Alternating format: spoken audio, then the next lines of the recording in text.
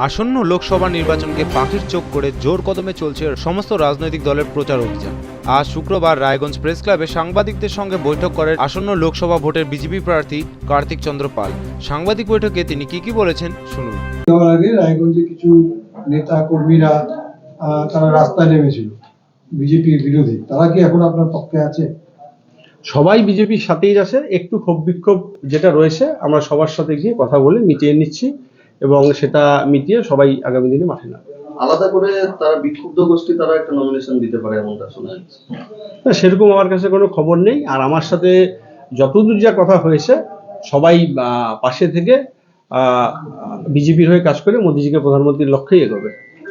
বলছি কার্তিকবাবু, আপনি তো রায়গঞ্জ লোকসভার প্রথম প্রার্থী হলেন, আপনার নির্বাচনী যে ম্যানিফেস্টো উল্লেখযোগ্য কোনটা আছে যদি বলেন, আপনার জিতলে সেই ম্যানিফেস্টো অনুযায়ী সেটা মানে পালিত হবে, সেইটা রেসপেক্টে ফার্স্ট কোনটাকে প্রায়োরিটি দিচ্ছেন আপনি? না, সেটা তো বললাম আমাদের অলরেডি তৈরি হয়ে গেছে। সেই বিষয়টা যে উল্লেখ না, বিষয়টা এখন বলছি না, যেহেতু একটা পার্টিরও ব্যাপার আছে।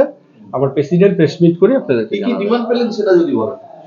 জেলা জুড়ে ঘুরলেন, অনেক জেলা জুড়ে ডিমান্ড বলতে আমাদের এখানে যিনি দায়িত্বে রয়েছেন আমাদের বালুরঘাটের এমএলএ, তিনি জেলা জুড়ে সমস্তটাই ডিমান্ডটা পেয়েছেন, সর্বস্তরের মানুষের সাথে কথা বলেছেন এবং সেটা অলরেডি তৈরি হয়ে গেছে।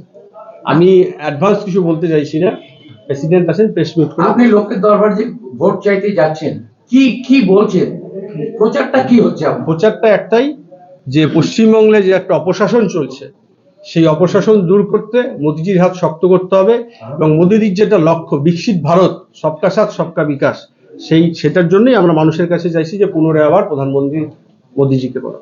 রায়গঞ্জের মানুষের দীর্ঘদিনের দাবি ছিল এইমস হাসপাতাল বা এইমস ধাঁচের হাসপাতাল এবং দক্ষিণ ভারতগামী বা উত্তর পূর্ব ভারতগামী ট্রেন, এটা সাধারণ দাবি ছিল।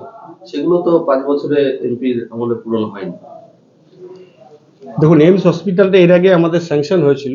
বর্তমান যে রাজ্য সরকার আসে তারা কিন্তু সেই এইমস হসপিটাল কিন্তু কল্যাণীতে নিয়ে গেছে। কল্যাণীতে অনেকগুলো হসপিটাল রয়েছে আপনারা জানেন, তার সত্ত্বেও কিন্তু উত্তরবঙ্গকে বঞ্চিত করে এইমস হসপিটাল কিন্তু নিয়ে চলে গেছে কল্যাণীতে। আগামী দিনে আমাদের ম্যানিফেস্টোতে অনেক কিছুই থাকবে, সেটা আমি আর বলছি না। সবাই মিলে একসঙ্গে থাকবে।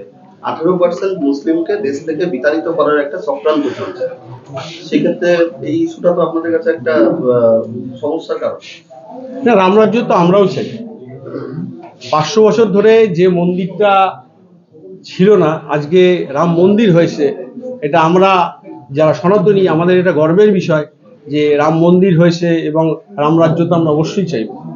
দাদা, ইলেকট্রাল বন্ড যেটার উপরে বেস করে অর্থমন্ত্রী সীতারামন তিনি কিন্তু প্রার্থী পদ থেকে প্রত্যাহার চেয়েছেন, তিনি ভোটে দাঁড়াতে চাইছেন না। এটা কি একটা ইস্যু হয়ে দাঁড়াচ্ছে না? না, সেটা কোনো ব্যাপার নেই। ইলেকট্রাল বলতে আপনি দেখেছেন যে বিজেপি একটা কেন্দ্রীয় দল, আর একটা রাজ্য সরকার কিভাবে কি চলছে বা কতটা পেয়েছে, সেটার ক্ষেত্রে এমন কোনো ব্যাপার। দুইজনের ক্ষেত্রে একই তো প্রভাব পড়ছে, দুই দলের ক্ষেত্রে তো একই রকম প্রভাব পড়ছে। দুই দলের বললেও আপনি দেখুন, একটা সর্বভারতীয় দল, একটা আঞ্চলিক দল। এখানে তো তৃণমূলের সাথে বেস করে বা বিজেপির সাথে বেস করে বা কংগ্রেসের সাথে বেস করে ইলেকট্রাল বন্ড একটা ইস্যু, সেই ইস্যুটাকে কি আপনি সামনে পাচ্ছেন? সেটা তো অলরেডি আমাদের রাজ্য বা সেন্ট্রাল নেতৃত্ব তো ক্লিয়ার করে বলে দিয়েছে।